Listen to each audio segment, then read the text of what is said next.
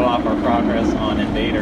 Busch is Williamsburg's 8th roller coaster to our family of coasters, and our park's first wooden roller coaster. You know, the anticipation with this attraction is really palpable, and we can't wait to bring this coaster to our fans, to our guests here in April. So thank you for being here today. So this ride's going to be really great. It's going to be a ride that you're going to walk up to the plaza and say, wow, that ride has been there for years.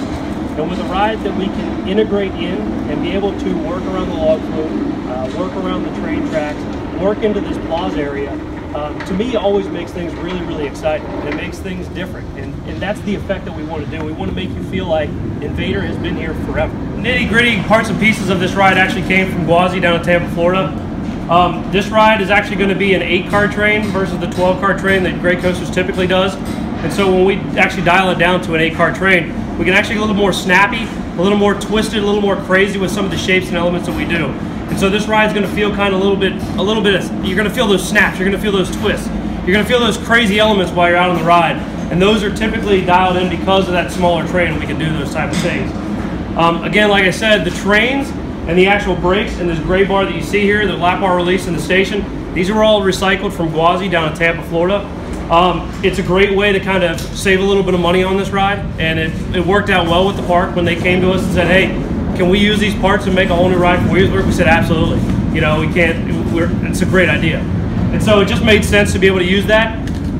What's great about it is it kind of created a unique experience for us, because typically we create everything from the ground up, and it's all brand new, including the trains and the brakes. And GCI staff is the people that actually build all those parts and pieces. With this ride, the maintenance personnel here at Busch was actually responsible to rebuild the trains and rebuild the brakes. Of course, we had a guy down here to kind of give feedback and give insight into the best way to do things. But what's great is the park staff already has a great hands-on experience of the ride, of the trains, of kind of the product that they're getting. You'll never run on, so you'll never ride the ride and see this steel track here. You'll actually be on the other side, which is the wood track. But we actually installed this a few years ago on a ride for maintenance and the ease of maintenance during the season. If you've ever toured any of the rides like the BNS coasters here, you'll actually see a very similar maintenance rail where they actually take the train and keep it off the main running wheels. That's kind of the idea behind this track. We actually keep it elevated off the main running wheels. So if there is an issue, the park maintenance can come in here and switch out wheels and switch out parts very, very easily. Again, this whole entire track actually switches over. So one train will actually be stored here at night, and the other train will be on the other side. If they want to bring both trains on operation, basically they'll put the first train on the lift hill, the other train will be parked here, and they'll release it up to the station and move this whole track back. The transfer track will move back, and you'll actually have that run-through side with the main side you run on. And then again, you can see kind of some of the integration in behind me of where it goes over the flume. And some of the train tracks crossing here as well. We call the batters. The batters actually keep you retained laterally. So as this track's making a turn and making the bank, you actually have to drive that force down through somewhere. So these kind of forces that you see through here are called the batters. Up on top of the lift hill, you'll actually see the tunnel starting to take shape. So that's actually going to be sheathed in. What we're going to do is put all the wood frame on the outside of it. And eventually what's going to make for a really very awesome thing is you're going to be picking up speed as you come around this turn. You're going to really kind of get light and catch a little bit of air as you start to go into that first tunnel. Right as that ride's really cranking up the speed, you're going to end this tunnel, go into light, go into another tunnel. So it's going to make for a super, super unique, super exciting area as soon as you get down in there and you hit that area.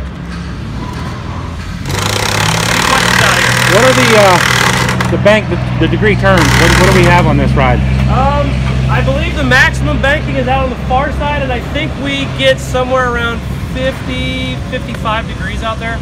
We'll actually take a walk out. Yeah, so Busch Williamsburg has done a great job at kind of being able to work with the enthusiasts, work with the fans, to come up with a name, to come up with a theme. And this was kind of a surprise that they wanted to keep back. Obviously, part of the design process, we have to be able to integrate in different features. When we put a tunnel up on top of the ride, we basically got a big wind load, right? So we're going to build a big wall. And so we have to design for that. And so we've known for quite a while now that there would be a tunnel up there, but the park's done a great job at kind of keeping that back and being able to deliver really cool and unique information like that along the way to the fans. So it's been great.